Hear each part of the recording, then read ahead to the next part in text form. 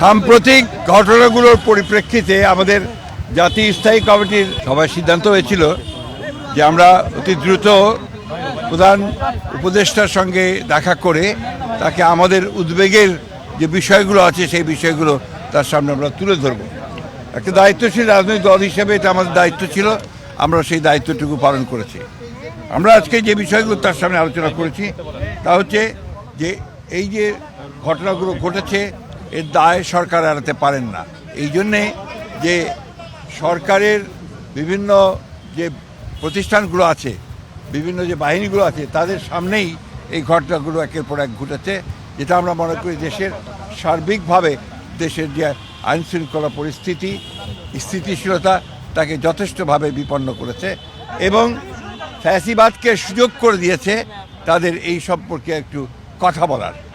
দ্বিতীয়ত হচ্ছে যে আমরা এই সরকারের সঙ্গে যেটা বারবার বলে এসেছি, এটা অন্তর্বর্তীকালীন সরকার, সুতরাং দ্রুত নির্বাচনের জন্য আমরা তাদেরকে আবারও তাগাদা দিয়েছি এবং ন্যূনতম যে সংস্কার সেই সংস্কারগুলো সম্পূর্ণ করে যে কাজ তারা করেছেন, ইতিমধ্যে কমিশন, রিফর্ম কমিশন করেছেন একটা, তাদের সঙ্গে আলোচনার ভিত্তিতে আপনার একমত হওয়ার প্রেক্ষিতে, আপনার কনসেনসাস হওয়ার প্রেক্ষিতে আপনার দ্রুত নির্বাচন দেওয়ার বিষয়টা আমরা তাদের সঙ্গে কথা বলেছি।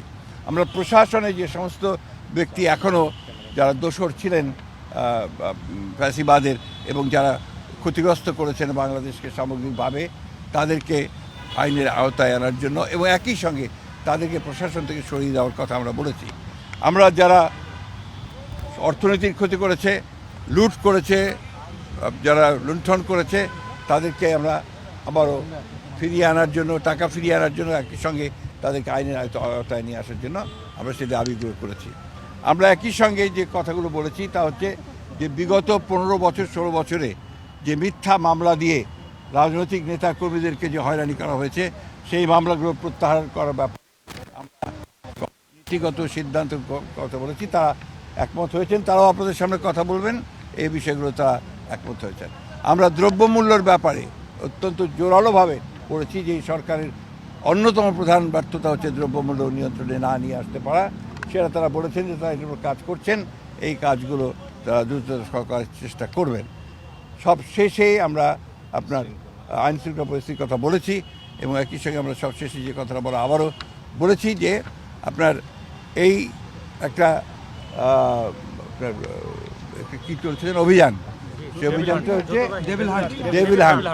আমরা অতীতেও অনেক অভিযান দেখেছি, সেই ধরনের কোনো পুনরাবৃত্তি যেন না হয়, অর্থাৎ কোনো ইনোসেন্ট মানুষ যারা আপনার যেন না হয় এবং এটা নিয়ে আবার যেন কোনো রকমের সমস্যা তৈরি করা না হয়, এই কথাগুলো আমরা অত্যন্ত জোরের সঙ্গে বলেছি।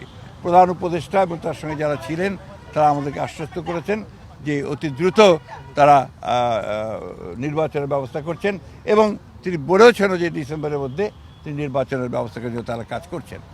আমরা আশা করব যে জনগণের আশা যেটা আছে, প্রত্যাশা আছে যে অতি দ্রুত এবং একটা রোড ম্যাপ ঘোষণা করবেন তিনি, সেটার মধ্যে দিয়ে আমরা ডিসেম্বরের মধ্যেই নির্বাচন সম্পন্ন হবে বলে আমরা প্রত্যাশা করছি, জনগণও প্রত্যাশা করছে। এবং সেই সঙ্গেই আমরা যেটা বিশ্বাস করি যে গণতান্ত্রিক সরকারের যে আপনার ট্রানজিশন হবে গণতান্ত্রিক ব্যবস্থায়, সেটা অনেক সহজ হয়ে যাবে যদি আপনার একটা নির্বাচন অনুষ্ঠিত হয়। উপদেষ্টা আজকে একজন উপদেষ্টা বলেছেন যে জাতীয় নির্বাচনের আগে স্থানীয় নির্বাচনের বিষয়ে নীতিগত সিদ্ধান্ত তারা নিয়েছেন, আলাপ আলোচনা করে পরবর্তী আমরা স্থানীয় সরকারের ব্যাপারে কোনো মতেই একমত হব না।